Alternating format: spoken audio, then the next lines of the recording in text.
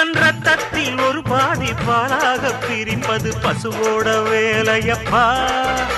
அது பிரித்தாலும் பாலோடு தண்ணீரை கலப்பது மனிதனின் மூளையப்பா.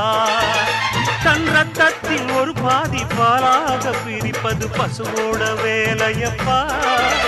அது பிரித்தாலும் பாலோடு தண்ணீரை கலப்பது மனிதனின் மூளையப்பா.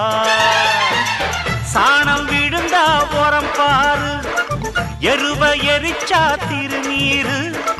உனக்கு என்ன வரலாறு, உண்மை சொன்னா தகராறு. நீ மாடு போல உழைக்கலையே, நீ மனுஷனை ஏச்சு பொழைக்கிறியே.